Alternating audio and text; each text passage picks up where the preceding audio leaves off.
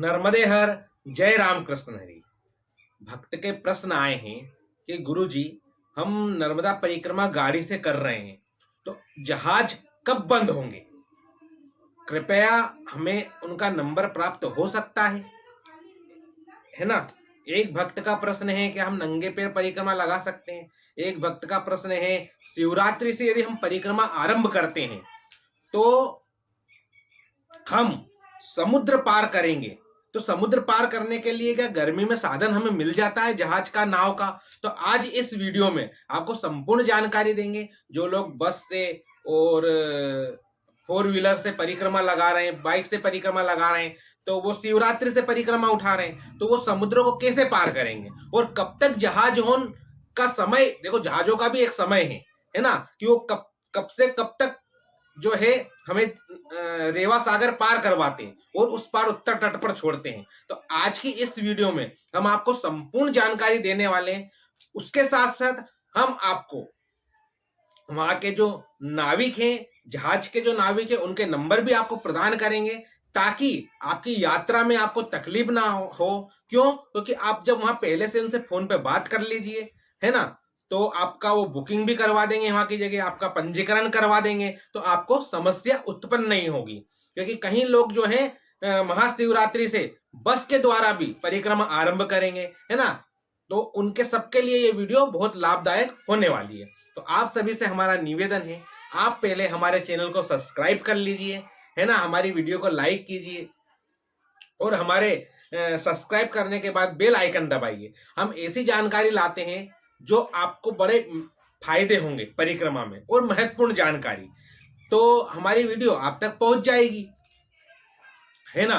और अगर कहीं जानकारी नर्मदा परिक्रमा के हमारे चैनल पे हमने दे रखी है, आप हमारे चैनल पर जाकर भी देख सकते हैं, है ना, कि नर्मदा परिक्रमा पूर्ण होने के बाद आपको क्या क्या विधि करना रहती है, इसकी भी हमने आप लोगों के लिए जानकारी दी है।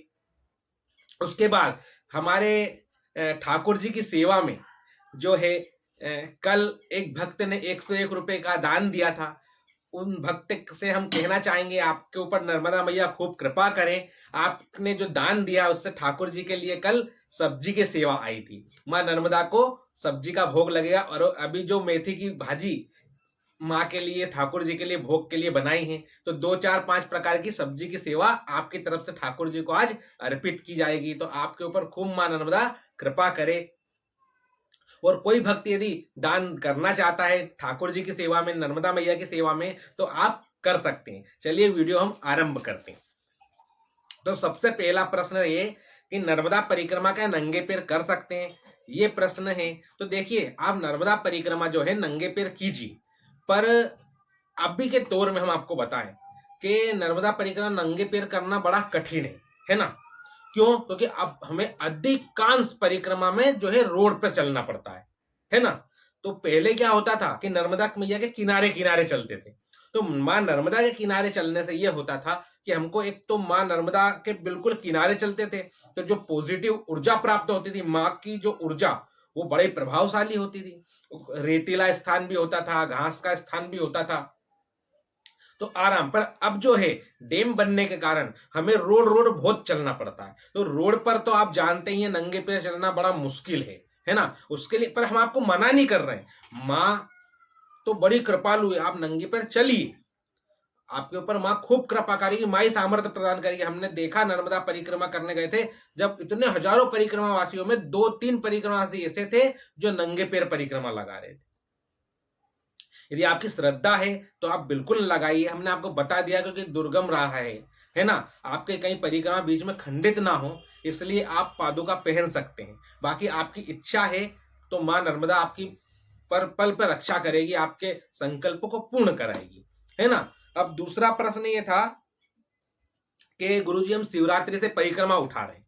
हाँ तो ठीक है, अब शिवरात्रि आखिरी है। हमने कल भी वीडियो बनाई थी, आपको हम एक बार फिर कह रहे हैं, शिवरात्रि आखिरी है। शिवरात्रि के दिन ही आप परिक्रमा उठा लीजिए। शिवरात्रि के बाद आप परिक्रमा उठाते हैं तो फिर आपको बड़ी समस्या हो सकती है, ठीक है। क्योंकि देखिए गर्मी का भी माहौल रहता है, गर्मी भयंकर पड़ती है। और मां नर्मदा का जो क्षेत्र है अधिकांश पहाड़ी क्षेत्र भी रहता है मां नर्मदा के तट पर, तो पहाड़ी क्षेत्रों में जो है गर्मी बहुत ज्यादा होती है। तो उस समय हम आपको फिर इस वीडियो में कह रहे हैं, आप सुबह 5 बजे से तो 9 बजे तक चलिए, 9 बजे बाद फिर आपसे चलाएगा नहीं, ठीक है। शाम को आप 5 बजे से 7 बजे तक चलिए, उससे ज्यादा मत चलिए। हमने आपको फिर बता रहे हैं, आप अगर सुबह 5 बजे से 9 बजे तक चलते हैं तो आराम से 15 से 20 किलोमीटर चल लेंगे, ठीक है। और अगर आप शाम को 5 से 7 बजे तक चलते हैं 2 घंटे, तो आप 10 किलोमीटर आराम से चलते हैं। तो रोज अगर आप 30 किलोमीटर चलते हैं तो आपकी परिक्रमा 5 महीने में पूर्ण हो जाती है, ठीक है। दूसरी बात, एक प्रश्न था कि गुरुजी इतनी गर्मी में, है ना, इतना वजन का भारी बैग लेकर हम कैसे चल पाएंगे गर्मी में। तो देखिए, एक बात हम आपको स्पष्ट बता देते हैं कि आपको बैग में वजन ही नहीं रहेगा गर्मी में। बताइए आप गर्मी में क्या रखेंगे? 2 जोड़ वस्त्र आप रखिए, जो रोज धोना है रोज पहनना है, 2 जोड़ वस्त्र रखिए, ठीक। उसके बाद आपको एक मेट रखनी है, ठीक है। अब तो फोम की मेट है, उसमें तो कुछ वजन ही नहीं रहता है, फोम की मेट ओंकारेश्वर में मिल जाएगी आपको, तो आप वो फोम की मेट रखिए। बाकी क्या, ठंड में भैया हमको स्वेटर, मोजे, साल, कम्बल सब रखना पड़ता है, इसलिए हमारे बैग में वजन होता है। यदि आप गर्मी में शिवरात्रि से परिक्रमा उठा रहे हैं तो आप सोचिए आप क्या रखेंगे? 2 जोड़ वस्त्र, उसके अलावा क्या रखेंगे? ज्यादा ज्यादा 1 किलो वजन, उससे ज्यादा नहीं होगा। क्योंकि आप पिकनिक बनाने तो जा नहीं रहे, आप तो साधना पे निकल रहे हैं। सिर्फ 2 जोड़ वस्त्र लेकर अपने साथ चलिए और कुछ भी मत करिए। आप चाहें तो हाँ, मच्छरदानी जरूर रख लीजिएगा, मच्छरदानी में भी कोई वजन नहीं होता है, बस। इसके अलावा आप कुछ भी मत रखिए। 2 जोड़ वस्त्र, मच्छरदानी, उसके साथ आप जो है अपने जो टूथपेस्ट वगैरह है ना, जो ये टॉवेल वगैरह, ये जो आपकी उसमें कोई 1 किलो से ज्यादा वजन नहीं होगा, हमारा जहां तक मानना है। तो एक चीज तो ये। अब दूसरी चीज, यदि आप शिवरात्रि से परिक्रमा लगाते हैं तो परिक्रमा यदि आप ओंकारेश्वर से लगाएंगे तो ही आप समुद्र पार हो पाएंगे, हम स्पष्ट आपको बता देते हैं। अब हमने वीडियो बनाई और अगर कोई भक्त हमारी वीडियो देखे कि भाई शिवरात्रि से हम परिक्रमा उठा लेते हैं, गुरुजी ने बताया, और वो अमरकंटक से परिक्रमा उठा ले, अगर वो अमरकंटक से आप शिवरात्रि के दिन परिक्रमा उठाओगे तो समुद्र तक पहुंचने में आपको बड़ी कठिनाई हो जाएगी, ठीक है, क्योंकि जहाज हो जाएंगे बंद। हम आपको बता रहे हैं, अगर आप ओंकारेश्वर से परिक्रमा उठाते हैं तो आप यदि ओंकारेश्वर से परिक्रमा उठाएंगे, है ना, तो आप आराम से समुद्र पार कर सकते हैं, ठीक है। अब आपको देखिए करना क्या है, हम आपको स्पष्ट समझाते हैं। देखिए, जो है ओंकारेश्वर से विमलेश्वर रेवा सागर, ठीक है। अगर आप ओंकारेश्वर से परिक्रमा उठाते हैं तो आप ओंकारेश्वर से आपको पहुंचना है विमलेश्वर रेवा सागर, जहां पर अरब सागर में मां नर्मदा समाहित होती है। वहीं से जो विमलेश्वर मंदिर, विमलेश्वर मंदिर के रेवा सागर से लिए आपको जहाज या नाव के द्वारा आपको वो समुद्र पार कराकर उत्तर तट पर छोड़ देंगे, ठीक है।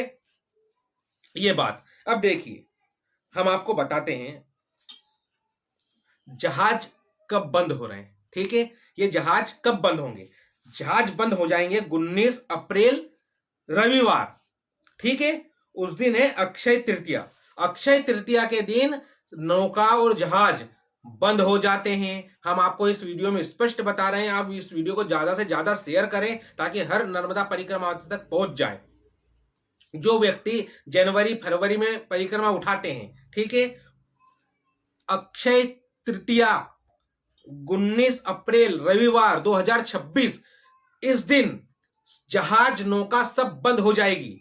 आप अगर परिक्रमा लगा रहे हैं तो आपको 19 अप्रैल तक, मतलब 19 अप्रैल के पहले, अर्थात आपको 10 अप्रैल को ही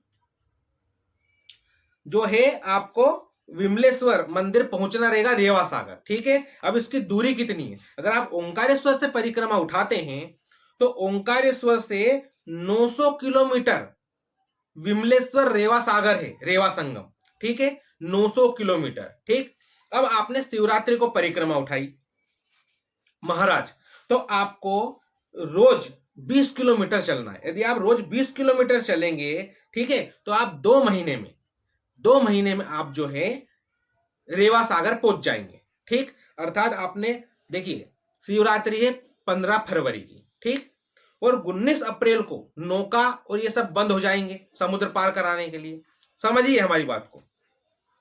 अब आप 15 फरवरी से अगर परिक्रमा उठाते हैं तो 15 फरवरी से 15 मार्च और 15 अप्रैल, ठीक है, 2 महीने हैं आपके पास। अब 2 महीने में आप आराम से रेवा सागर पहुंच जाएंगे। अगर आप 20 किलोमीटर रोज चलते हैं तो आप 2 महीने में रेवा सागर पहुंचेंगे।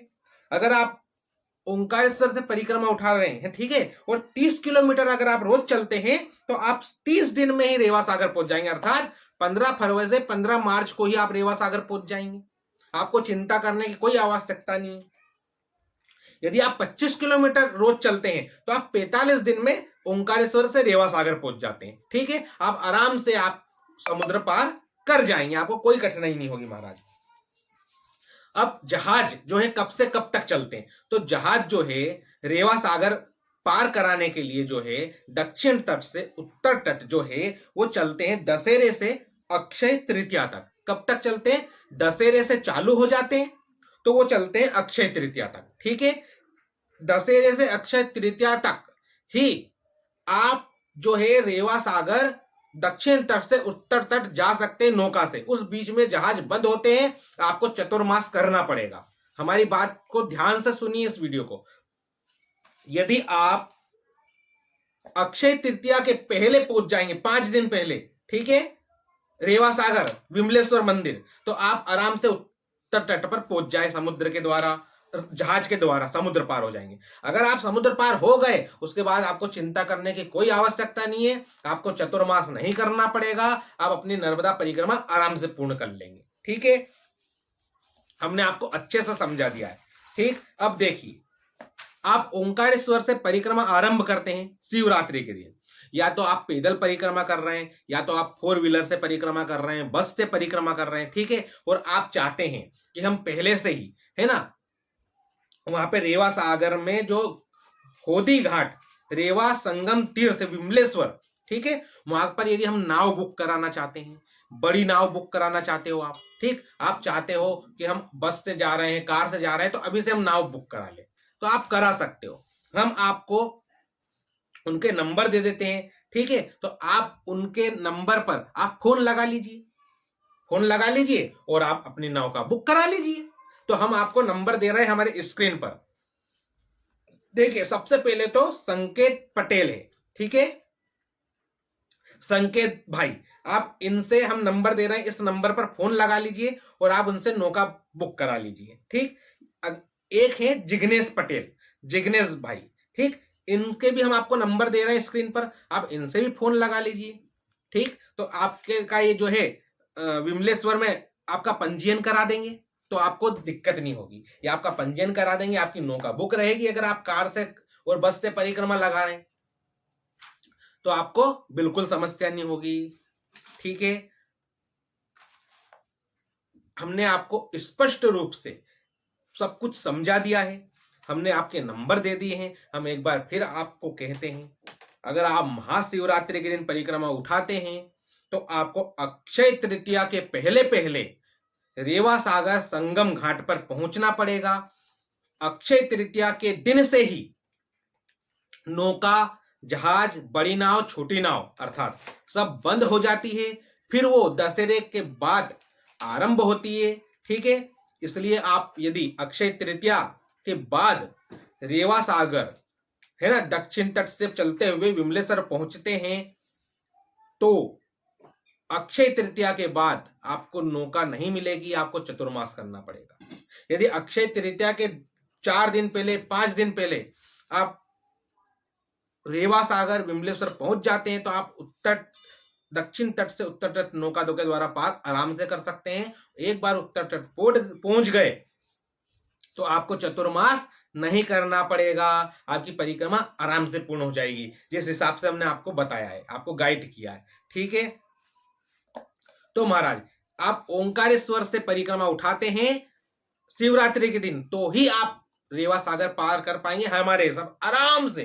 2 महीने हैं आपके पास, 2 महीने में आप आराम से पहुंच जाएंगे। 20 किलोमीटर रोज भी चलेंगे ओंकारेश्वर से तो आप रेवा सागर विमलेश्वर समुद्र तट पर आराम से पहुंच जाएंगे। तो आपको ये जानकारी कैसी लगी आप हमें कमेंट बॉक्स में जरूर बताएं। बहुत खोजबीन कर कर ये जानकारी हम आपके लिए लाए हैं। अगर आपको जानकारी अच्छी लगी और आप हमारे इस जानकारी से प्रसन्न हैं और आप हमें कुछ दान करना चाहते हैं तो हमारे इस हमने बार कोड दिया है, आपसे जितना बने हमारे ठाकुर जी की सेवा में, मां नर्मदा की सेवा में आप दान जरूर करें। आपकी सेवा से ठाकुर जी को भोग लगेगा, मां नर्मदा को भोग लगेगा, उनके वस्त्र की सेवा, पुष्प की सेवा, जो उनकी सेवा में उपयोग हो सकेगा आपके धन का हम उपयोग करेंगे।